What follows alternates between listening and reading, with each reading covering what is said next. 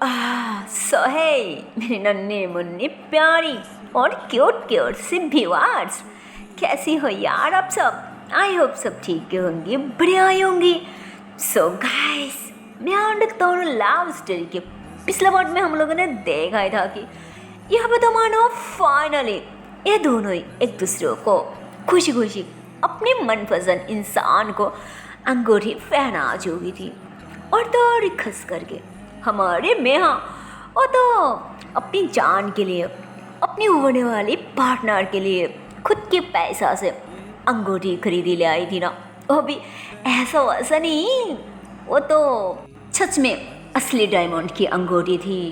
जबकि इस शहर में मेहा की कुछ भी नहीं था यार, पर यहाँ पे नहीं था। इसकी मतलब ये नहीं कि वो भिखारी थी, ओ रास्ते से आई थी।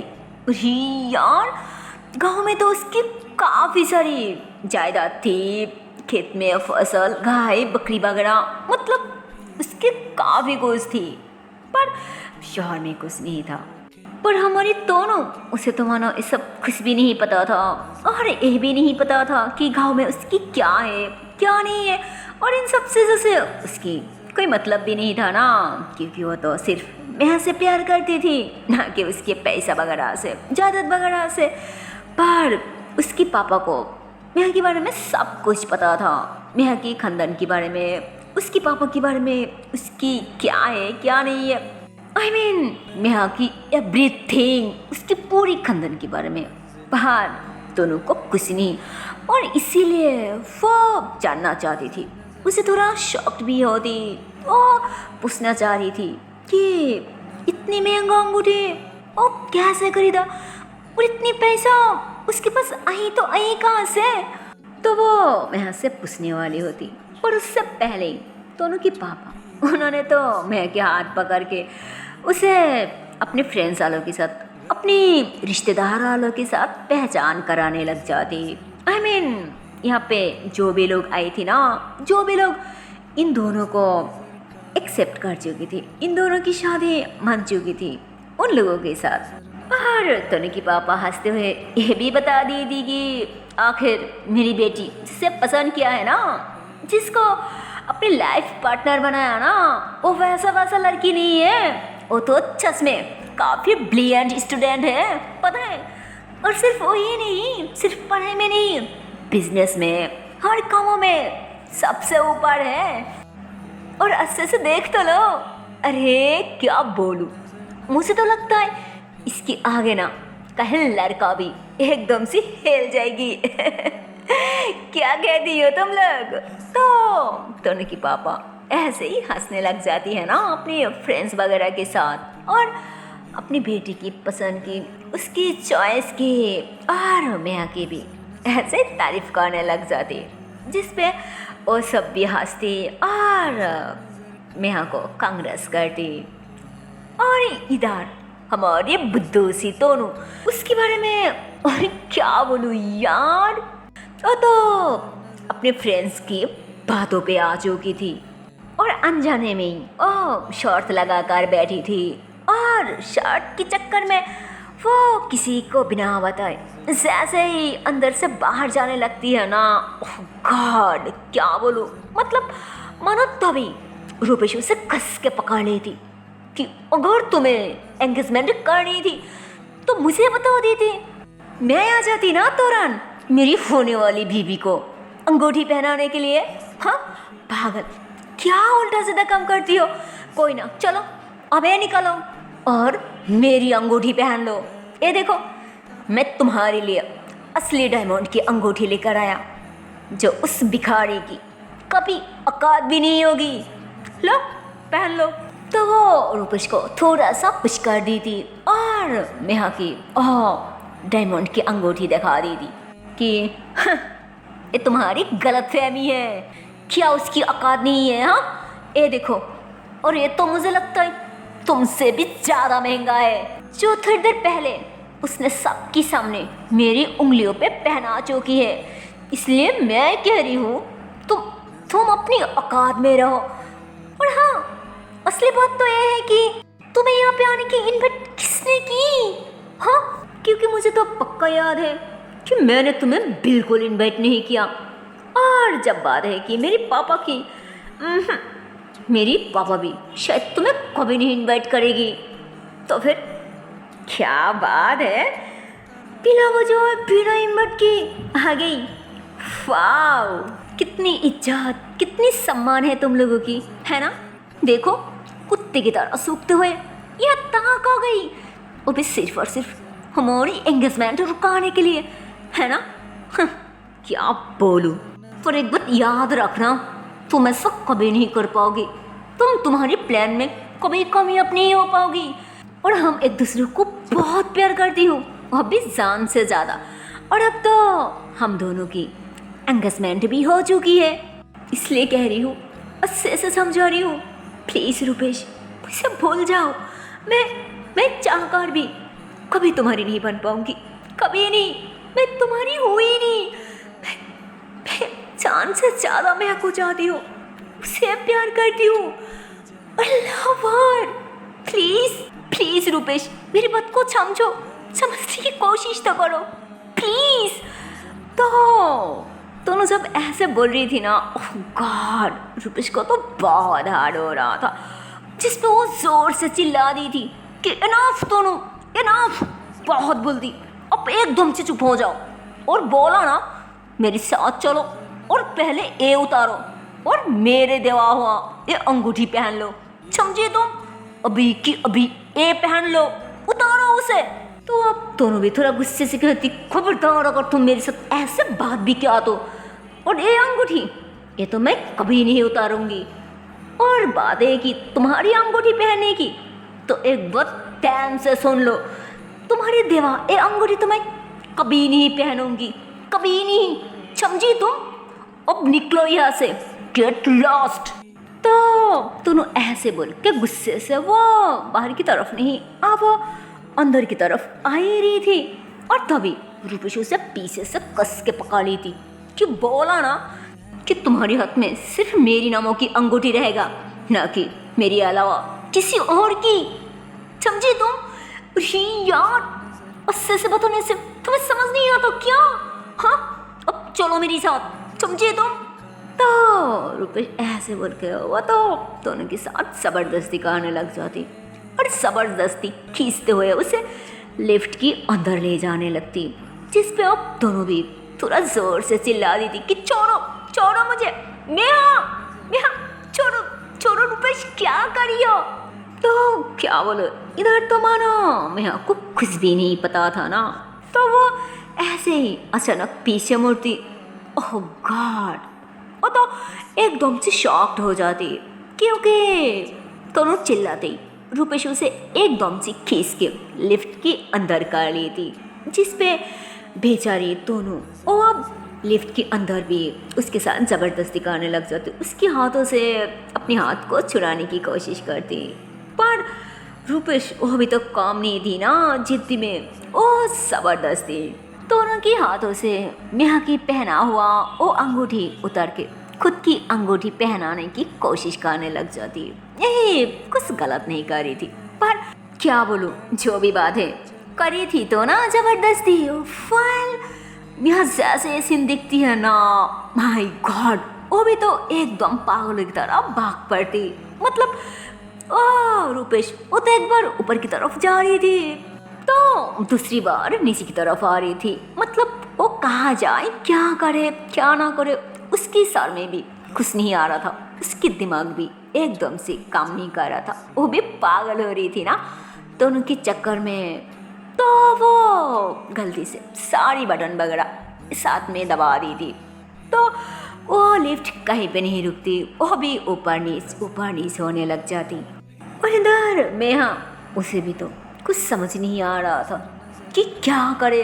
वो कभी ऊपर की तरफ भागती तो कभी नीचे की तरफ भागती, मतलब चिल्लाने लग जाती, पर क्या है फ़ायदा, लिफ्ट तो कहीं पे नहीं रुकती, ओ ऊपर नीचे और लिफ्ट की तरह ही मेहा भी ऊपर नीचे करने लग जाती। और ऐसे करते हुए काफ़ी टाइम निकल जाते और फाइनली रूपेश लिफ्ट करके एकदम से नीचे आ जाते। और वो नीचे आते ही क्या करती, मतलब फौरन लिफ्ट को एकदम से जाम कर दी थी ताकि नेहा इतनी जल्दी नीचे ना आ सके। और इधर रूपेश को तो पता ही नहीं था ना कि दोनों के साथ ज़बरदस्ती करते हुए कब उसकी सर पे थोड़ा चोट लग गई और तो बेहोश हो गई।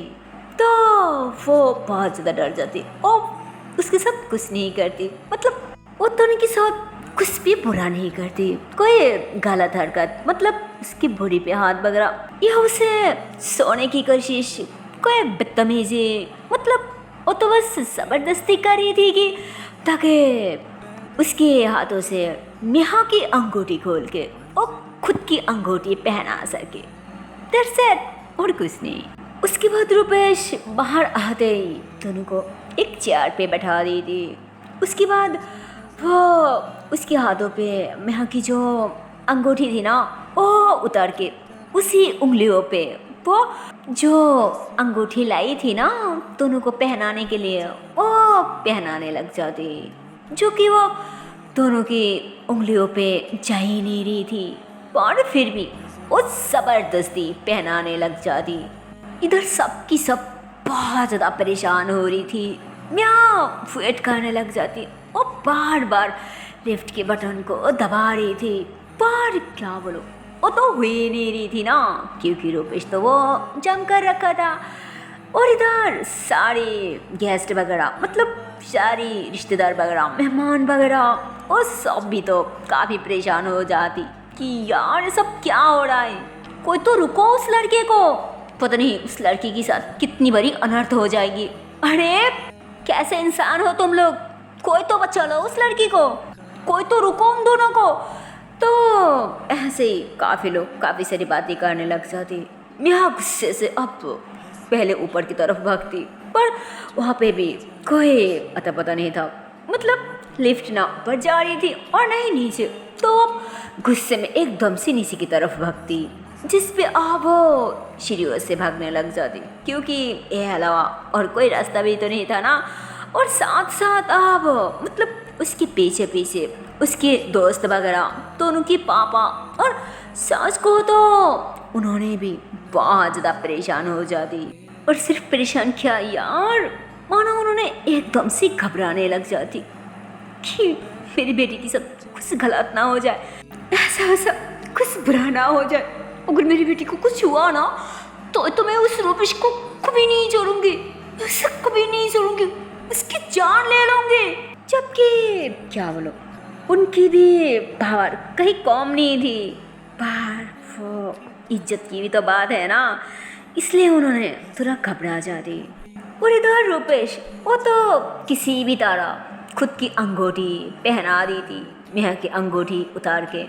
उसके बाद वो दोनों को होश में लाने की कोशिश करती कि दोनों माय लव, अरे गुस्सा हो गई क्या, देखो अरे मेरी अंगूठी तुम्हारे हाथ में कितनी चमक रहा है, हाय क्या बोलूं, देखो कितनी अच्छा लग रहा है, कितनी सुंदर लग रहा है, दोनों दोनों माय क्यूट सी बेबी। अरे और कितनी समझाओ तुम्हें, हाँ मुझे पहले आंखें तो खोल लो, एक बार देखो तो सही। तो रूपेश ऐसे बोल के वो दोनों की गालों पे थोड़ा थपथपाने लग जाती है ना, उसे होश में लाने के लिए। पर क्या बोलो, मानो तो होश में आ ही नहीं रही थी ना। तो अब रूपेश भी थोड़ा घबरा जाती कि यार क्या हो गया मुझे, जाना रे, आंखें तो खोलो, देखो ना मुझे। पर क्या बोलो दोनों के दिमाग में तो कुछ असर ही नहीं कर रहे थे, उसकी जादू टोना मोना सोना मतलब कुछ भी नहीं काम कर रहा था। तो कहती कि एक काम करती हूँ, क्यों ना उसे हॉस्पिटल लेके चलती हूँ, हाँ यही सही रहेगा। तो क्या बोलो अब रूपेश बेचारा भी घबरा जाती, क्योंकि जो भी है पर करती थी तो दोनों को सच्चा प्यारी ना। तो वो फिर से दोनों को अपने बाहों में उठाने की कोशिश करती, पर इधर नेहा वो कैसे देख सकती अपनी जान को, अपनी प्यार, अपनी मोहब्बत को किसी और की बाहों में। ओ रूपेश जैसे दोनों को बाहर में उठाने की कोशिश करती है ना, तो इतने में यहाँ भी पीछे से आ जाती और फौरन पीछे से रुपेश की शोल्डर पे हाथ रखती, जिस पे वो दोनों को छोड़ देती और पीछे मुड़ती।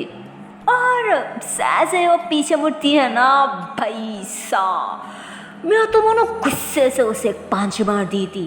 हाँ क्या बोलो यार, एक लड़की की पांच मारने के बाद ही मानो रुपेश की नाकों से ब्लड आने लग जाती।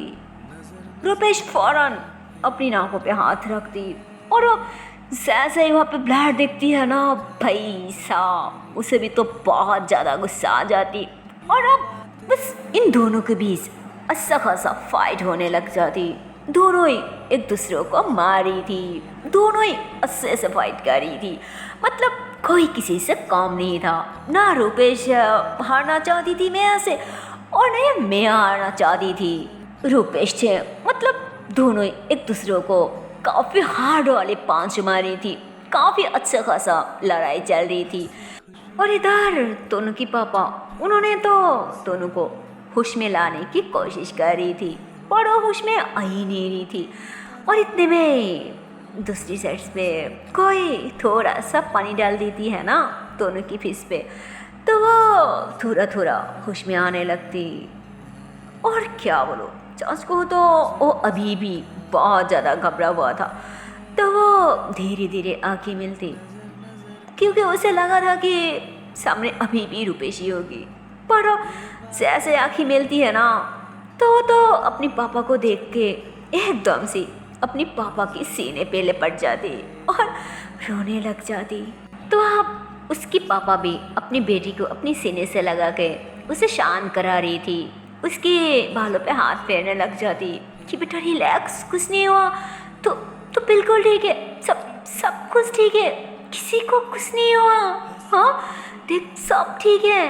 तो इतने में तुम भी कहती सब ठीक है, मैं भी ठीक हूँ, पर मेरा पापा मेरा कहाँ है? तो उन्होंने आगे की तरफ देखते हुए ऐसे ही अपनी आंखों से इशारा कर दी।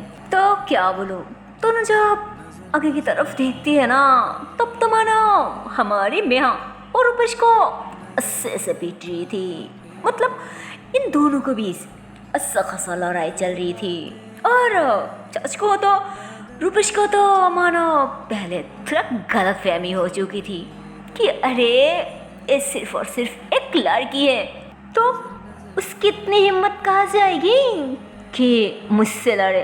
हाँ ऐसा हो सकती है कि जोश के मारे पहले तो एक पास कर देगी, पर बाद में जान बचाने के लिए मुझसे दो हाथ जोड़ के माफी मांगेगी और उसके बाद लेस गुटा के भागने लगेगी कुत्ते की तरह। तो रुपेश की तो यही सोच था, उसे यही लग रहा था। पर सच को तो यार ये रुपेश की बहुत बड़ी गलती थी, बहुत बड़ी भूल थी, जबकि ऐसा कुछ नहीं था यार। उल्टा तो हमारी मियाँ और रुपेश से कहीं पे काम नहीं थी, वो तो उल्टा रुपेश से भी ज़्यादा गुस्सा वाली थी।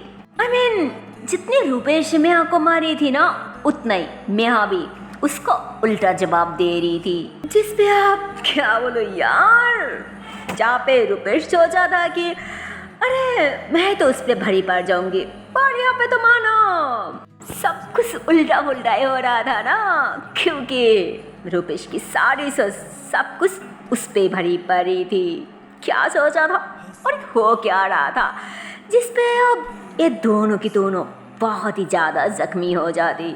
यहाँ गुस्से से रुपेश को इतनी जोर से एक पांच कर देती है ना भाई साहब, क्या बोलो, वो तो सीधा जाके एक बाइक के साथ टकरा जाती और वहीं पे बेहोश हो जाती।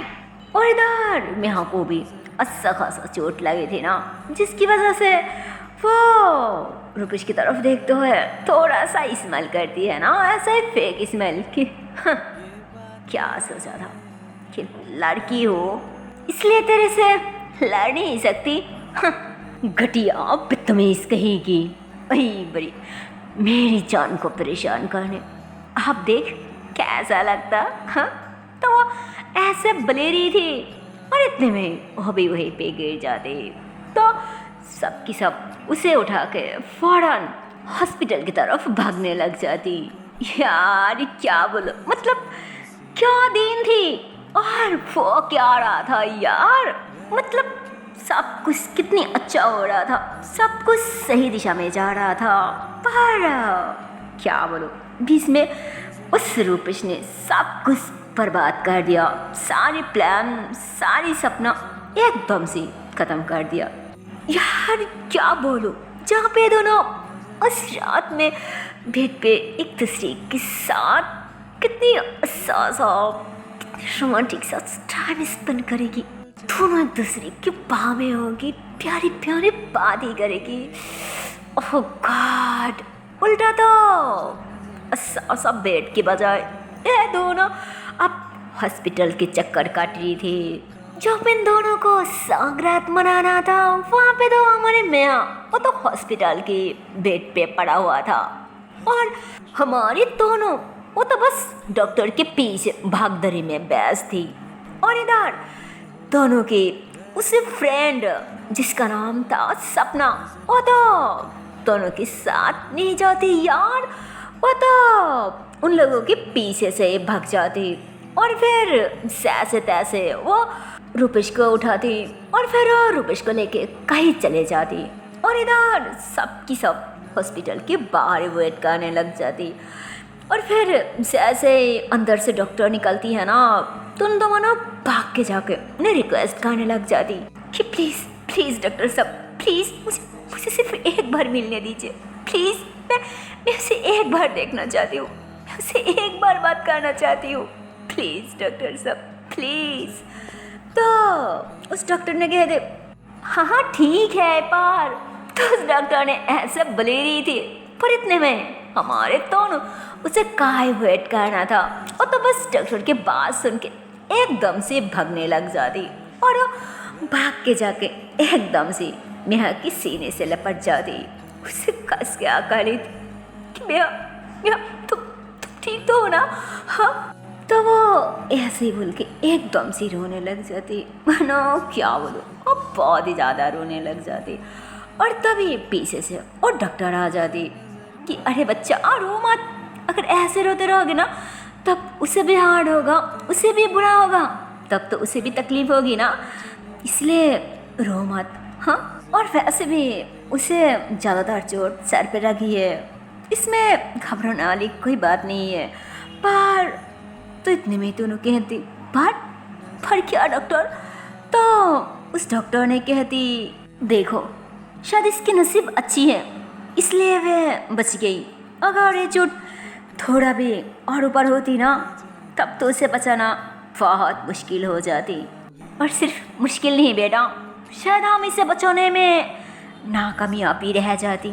हाँ, पर शुक्र है कि अब बच गई, इसे ज़्यादा कुछ नहीं हुआ, थोड़ा ऐसे ही चोट लग गया, ऊपर ही थोड़ा जख्म हुई है ना, पर कोई ना टेंशन मत लो, वह ठीक हो जाएगी। तो उस डॉक्टर ने ऐसे बोल के बाहर चले जाते, जिस पे दोनों अब रोते हुए मियाँ की फेस को ऐसे ही थोड़ा टच करती और फिर पता नहीं उसे क्या हो जाता, दोनों एकदम से दूर हो जाती कि नहीं मैं तुम्हारे साथ ऐसे कुछ होते हुए नहीं देख सकती, मैं तुम्हें ऐसे मरते हुए नहीं देख सकती, ये सब सिर्फ मेरी वजह से हो रहा है, सिर्फ मेरी वजह से।